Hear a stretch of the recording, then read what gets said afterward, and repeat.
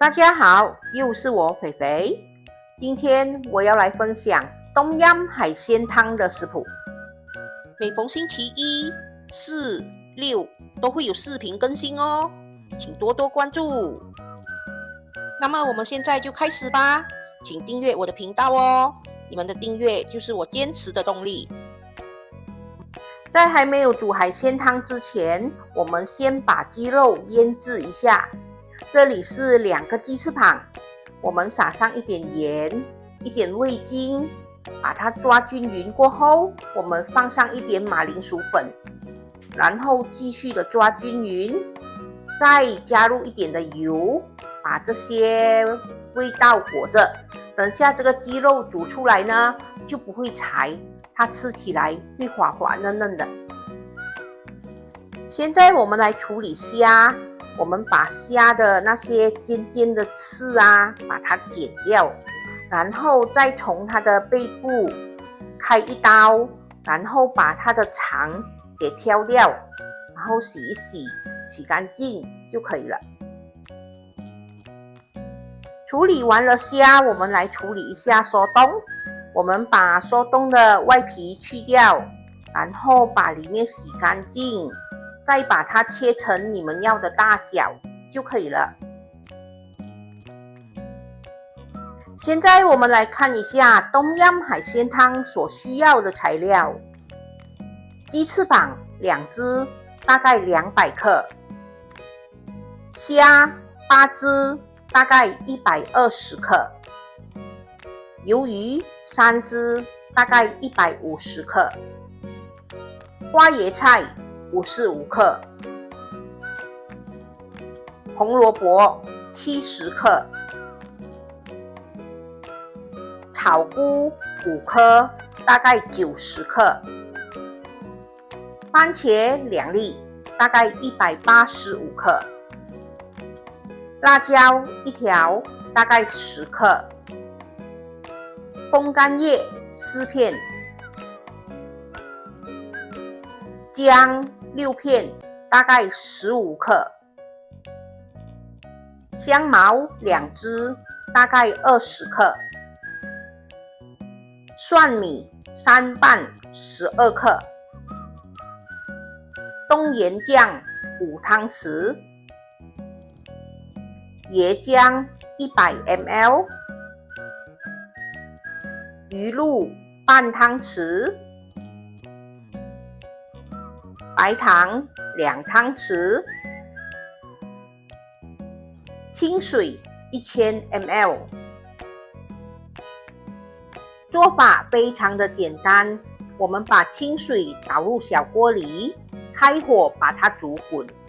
当水煮滚后，我们可以把风干叶撕一撕，然后放下去，还有蒜米、香茅和姜片也可以一起放下去。我们让它煮一煮，煮到这些材料出味。当这些材料都煮到出味了，我们就可以把冬盐酱放下去，然后把它搅拌均匀。这个冬盐酱我是用紫色罐的，我觉得会比较好吃。还是你们有什么别的牌子觉得更好吃的，可以介绍给我啊？你们可以留言在这个视频里让我知道哦。当这锅汤再次的煮滚，我们就可以把鸡肉放下去。因为鸡肉需要煮比较久，所以我们先把鸡肉放下去，把它煮熟。如果你们不要用鸡翅膀，你们也可以用鸡肉其他的部位，或者你们要用猪肉取代也是可以的。当鸡肉在煮着的当儿，我们也可以把一些比较耐煮的材料先放下去，好像草菇花椰菜、红萝卜还有辣椒都可以先放下去，让它们煮一煮，煮软。其实这锅冬阴海鲜汤里面的所有材料，你们都可以自己增加分量或者减少，或者你们要把所有材料都改变，放你们自己喜欢吃的也是可以。当鸡肉煮熟了，萝卜和花椰菜也已经煮软了，我们就可以把鱿鱼还有虾对，还有番茄也可以一起全部倒进去。因为这些材料都比较容易熟，所以我们到最后才放。哇，你们看，满满一锅料哦！如果你们觉得这锅汤太少了，不够喝，你们可以自己再增加它的汤水，或者材料不够也可以再增加。可是那些调味料你们就要自己再增加咯。好，现在我们也可以一起把白糖还有鱼露倒下去，让它煮一煮。当里面的材料都全部煮熟了，汤也再次的煮滚了，你们可以试一下味道，把这锅汤调到适合你们的口味。如果喜欢吃辣的，可以增加一些小辣椒，会更好吃哦。好，现在我们可以把这个浓椰浆倒下去。这个椰浆倒下去过后，不能够煮太久哦，只要把它煮均匀，汤再次的煮滚，我们就要关火了。如果不是很能够吃椰浆的朋友，你们也可以不需要放椰浆的。没有放椰浆，它就比较清甜，也是很好喝。放了椰浆，它就带有一点椰浆的香气咯。好，现在我们就可以关火上碟喽。温馨提示小课室：鸡肉放了调味和薯粉，一定要淋上一点油，这样才能把调味和粉锁着。